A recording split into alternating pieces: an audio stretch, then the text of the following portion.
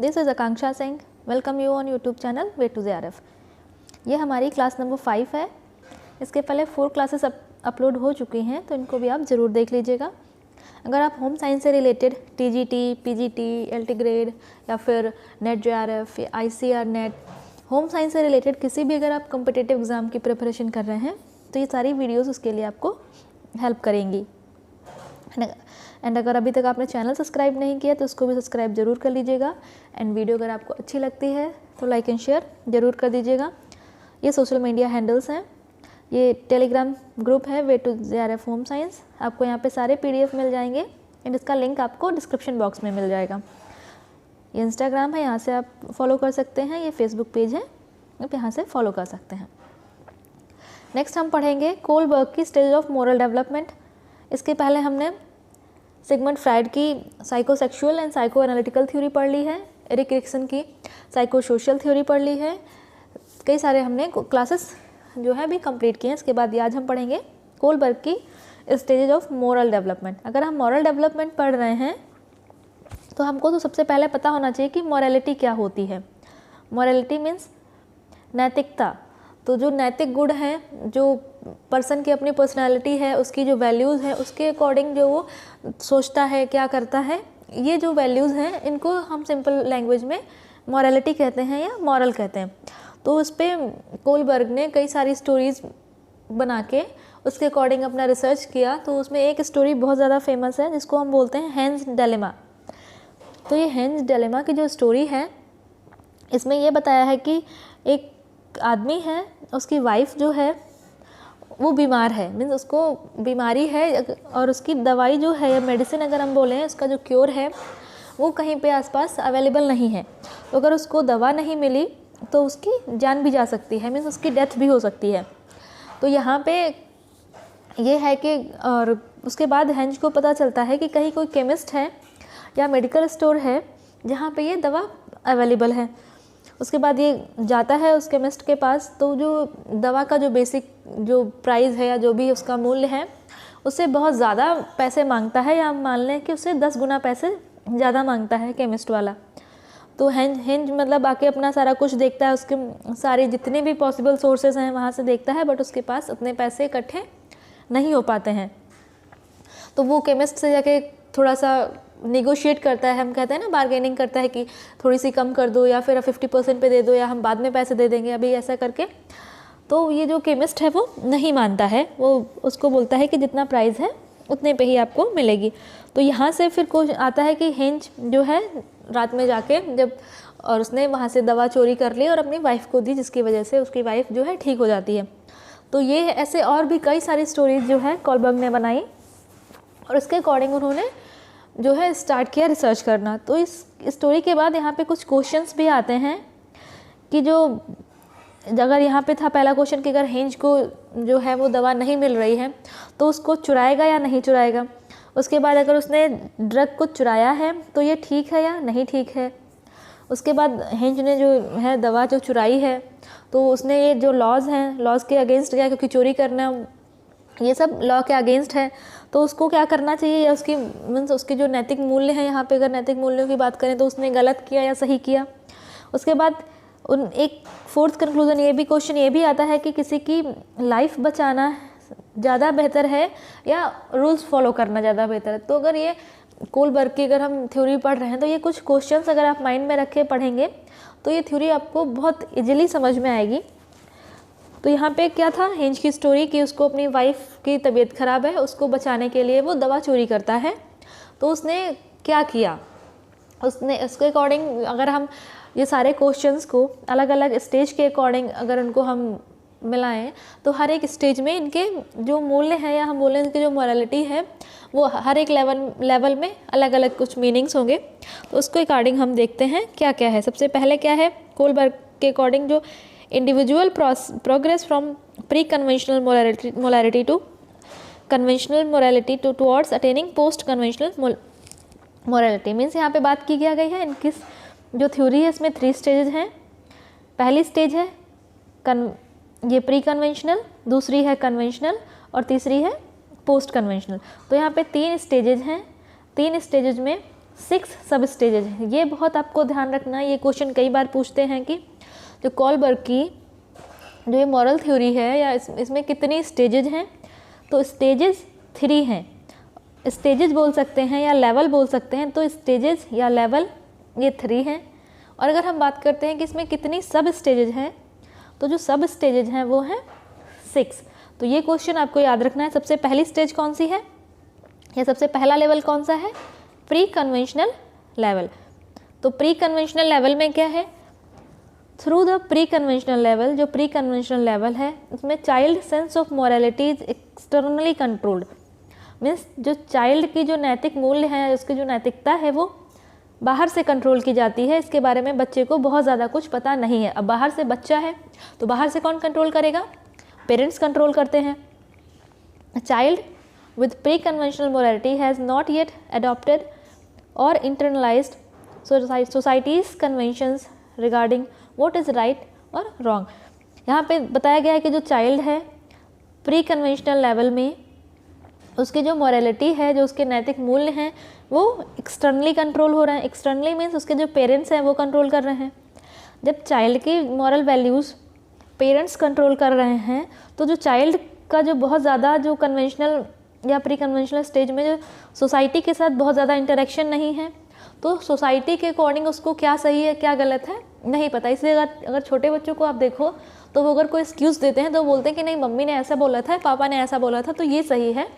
और बाहर से जो भी कोई अगर आके कुछ बोलता है तो वो इतनी जल्दी उस बात को नहीं मानते हैं। अगर छोटा बच्चा है कोई आपके घर में 3-4 ईयर का कोई बच्चा है, अगर आप उसको कभी देखो आप उसको पढ़ा रहे हो, अगर आप कुछ पढ़ाओ तो घर पे अगर पेरेंट्स ने उसको जैसे बी फॉर बैट पढ़ाया है, अब आप उसको बी फॉर बॉल पढ़ाओ तो वो वहाँ पे आपको बोलेगा कि नहीं बी फॉर बैट होता है, ये मम्मी पापा ने पढ़ाया है। मीन्स यहाँ पे उसकी मोरालिटी या उसकी जो वैल्यूज़ हैं वो कहाँ से कंट्रोल हो रहे हैं? एक्सटर्नली कंट्रोल हो रहे हैं। तो उसका सोसाइटी के साथ कोई रिएक्शन नहीं है, कोई एडॉप्टेशन नहीं है, कोई ज़्यादा इंटरनलाइजेशन नहीं है। तो उसकी सब स्टेजेस कौन कौन सी हैं? हमने क्या पढ़ा अभी कि एक्सटर्नली कंट्रोल, उसकी जो मोरालिटी है वो एक्सटर्नली कंट्रोल्ड है। तो ओबीडियंस एंड पनिशमेंट ओरिएंटेशन, यहाँ पे बच्चा अगर पेरेंट्स की बात मानता है तो वो उसको रिवॉर्ड्स मिलेंगे, ओबीडियंसी रिवॉर्ड्स मिलेंगे। अगर नहीं मानता है तो वहाँ से उसको मिलेगा पनिशमेंट। तो ये होगा। उसके बाद क्या? Instrumental orientation. Instrumental orientation means अगर आपने देखा होगा बच्चे से क्लास में अगर बच्चे लड़ाई कर रहे हैं, किसी एक बच्चे ने अगर दूसरे बच्चे की कॉपी फाड़ दी या पेंसिल तोड़ दी तो वो भी सेम वैसा ही करेगा। तो ये सेकंड स्टेज क्या है? टिट फॉर टैट वाली स्टेज है। तो फर्स्ट स्टेज में क्या है? मोरालिटी जो है वो एक्सटर्नली कंट्रोल्ड है, यहाँ पे बच्चे पेरेंट्स की बात मानते हैं। रिवॉर्ड्स एंड पनिशमेंट वाली स्टेज है। उसके बाद सेकेंड स्टेज है क्या है? टिट फॉर टैट वाली। जैसा आप बच्चे के साथ करोगे वो रिएक्शन में वैसा ही करेगा। तो ये हिंदी में है। कोलबर्ग के अनुसार क्या है? जो पूर्व पारंपरिक मीन्स प्री कन्वेंशनल स्टेज है, वहाँ पे जो बच्चों की नैतिकता है वो बाहरी रूप से नियंत्रित होती है, मीन्स पेरेंट्स नियंत्रित करते हैं और उनको समाज के अकॉर्डिंग क्या सही है क्या गलत है इसके बारे में बहुत ज़्यादा नहीं पता होता है। इसीलिए उसके जो हम अगर सब स्टेज की बात करें तो अज्ञानकारिता और दंड मीन्स ओबीडियंसी, आज्ञाकारिता और दंड अभिविन्यास, उसके बाद वाद्य अभिविन्यास। सेकेंड स्टेज है क्या है? Conventional stage. पहले प्री कन्वेंशनल था। देखो एक इसमें अगर याद नहीं होता है तो सबसे पहले सेंटर स्टेज कौन से? कन्वेंशनल। कन्वेंशन के पहले मीन्स प्री कन्वेंशनल और कन्वेंशनल के बाद मीन्स पोस्ट कन्वेंशनल। तो अगर हम बात करें कन्वेंशनल स्टेज की, इसमें क्या है? Throughout the conventional level child sense of morality is tied to personal and social relationship.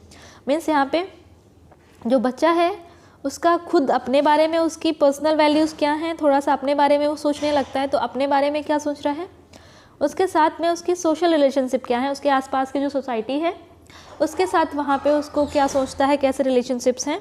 तो ये आता है कन्वेंशनल स्टेज में।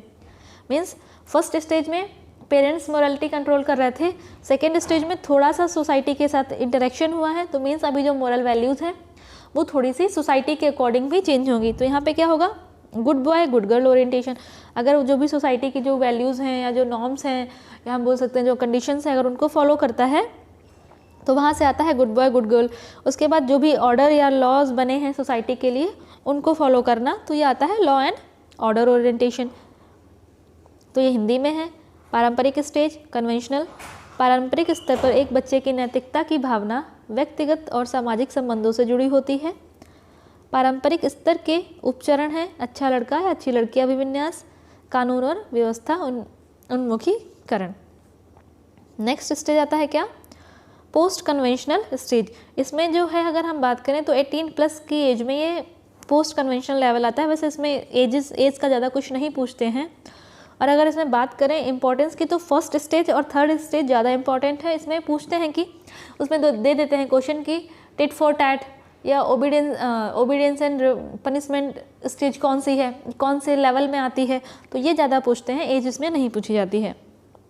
तो अगर हम बात करें पोस्ट कन्वेंशनल की तो क्या है, throughout the post conventional level the person sense of morality is defined in the term of moral abstract principle and values. First stage में पेरेंट्स से कंट्रोल थी मोरालिटी, सेकेंड स्टेज में society से control थी, third stage में क्या है, उसके अपने प्रिंसिपल एंड वैल्यूज़ क्या हैं, जो पर्सन है वो अपने उसकी वैल्यूज़ क्या है, वो क्या सही सोचता है क्या गलत सोचता है, इस पर डिपेंड करने लगती है उसकी morality. People now believe that some laws are unjust and should be changed और एलिमिनेट। यहाँ पे लोग सोचते हैं कि जो लॉज बनाए गए हैं, जो भी कानून बनाए गए हैं, इसमें हो सकता है कुछ लॉज गलत हैं, उनको बदलने की ज़रूरत है, या कुछ लॉज के अकॉर्डिंग जो है वो सही नहीं हो रहा है तो उनको कुछ चेंज किया जा सकता है। तो ये जो लोग हैं यहाँ पे अपनी वैल्यूज़ और प्रिंसिपल के अकॉर्डिंग अपनी मोरालिटी को जज करने लगते हैं। तो इसकी सब स्टेजेस कौन कौन सी हैं, सोशल कॉन्ट्रैक्ट ओरिएंटेशन। जैसे यहाँ पे वही बात की गई थी कि हेंज ने जो केमिस्ट की शॉप से जाके दवा चुराई और अपनी वाइफ को खिला दी, जिससे उसकी वाइफ जो है बच जाती है, उसकी जान बच जाती है। तो यहाँ पे है कॉन्ट्रैक्ट ओरिएंटेशन, मीन्स जो सोसाइटी के रूल्स हैं कि चोरी नहीं करना चाहिए, उसने ये रूल ब्रेक किया। तो यहाँ पे ये क्वेश्चन आता है कि हेंज ने अगर रूल ब्रेक किया है तो ये सही है या गलत है। तो यहाँ पे ये मोरालिटी पे आ गया कि जो पर्सन है वो क्या सोचता है, उसके लिए जान बचाना ज़्यादा ठीक है या फिर रूल को ना तोड़ना ज़्यादा ठीक है। उसके बाद आ जाता है universal ethical principle orientation, means यहाँ पे इस स्टेज में वो पीपल आते हैं जो बिल्कुल सेल्फलेसली सबकी हेल्प करते हैं, मीन्स उनमें कोई सेल्फिशनेस नहीं है, जैसे गांधी जी हो गए या फिर हम और भी किसी इस टाइप के जो डिवोशनल हमारे यहाँ की जो हम बोल सकते हैं कि डिवोशनल लोग हैं, ये सब लोग आते हैं ये एथिकल प्रिंसिपल ओरिएंटेशन में। तो यहाँ से थर्ड स्टेज आ जाता है कि पोस्ट पारंपरिक में क्या है, पोस्ट पारंपरिक स्तर एक व्यक्ति की नैतिकता की भावना को अधिक अमूर्त सिद्धांतों और मूल्यों के संदर्भ में परिभाषित किया जाता है। लोग अब मानते हैं कि कुछ कानून अन्यायपूर्ण हैं, इन्हें बदला या समाप्त किया जाना चाहिए। जैसे इसकी सब स्टेजेस क्या क्या हैं, सामाजिक अनुबंध विन्यास, सार्वभौमिक नैतिक सिद्धांत अभिविन्यास। ये तो थी इनकी थ्योरी, तो इनकी कुछ आलोचना भी हुई। तो कार्ल गैलन एक है, उन्होंने इनकी थ्योरी की आलोचना की कि ये जो भी स्टोरीज़ या फिर जो भी क्वेश्चंस ये कोलबर्ग ने बनाए थे ये सारे एक इमेजिनेशन था, इन्होंने अपने इमेजिनेशन के बेस पे स्टोरीज़ बनाई। उसके बाद इन्होंने बताया कि इन्होंने जो मेन सब्जेक्ट लिया था उन्होंने मेल ओरिएंटेड लिया, मीन्स आदमी को लिया, इन्होंने इसमें कोई भी फीमेल को इंक्लूड नहीं किया। और बताया कि जो फीमेल है वो इमोशनली ज़्यादा सोचती है और मेल जो है वो इतना इमोशनली नहीं सोचते हैं। और ये कहा कि जो भी इनका जो रिज़ल्ट है वो बायस्ड है, मेल सोसाइटी की तरफ ज़्यादा बायस्ड है। तो ये इनके कुछ क्रिटिसिज्म भी हुए। और अगर हम बात करें सिंपली याद करने के लिए तो आप इसको ऐसे याद कर सकते हैं। अगर हम लेवल 1 प्री कन्वेंशनल मॉरलिटी, इसमें क्या था, first stage obedience and punishment stage, second थी हमारी इंस्ट्रूमेंट ओरिएंटेड स्टेज। तो इसमें सिंपल सा याद क्या करना है, यहाँ से ये याद जो करना है वो ये है कि हम बोल सकते हैं लेवल या फिर जो स्टेजेज हैं वो 3 हैं। उसके बाद हर एक लेवल में कितनी सब स्टेजेज हैं, 2 सब स्टेजेज हैं।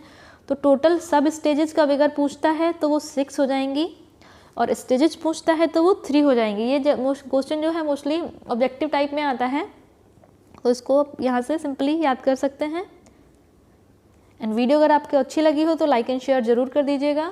एंड अगर अभी तक आपने चैनल सब्सक्राइब नहीं किया है तो चैनल को भी सब्सक्राइब जरूर कर लीजिएगा। मिलते हैं नेक्स्ट वीडियो में, तब तक के लिए wish you all the very best, good luck, bye bye.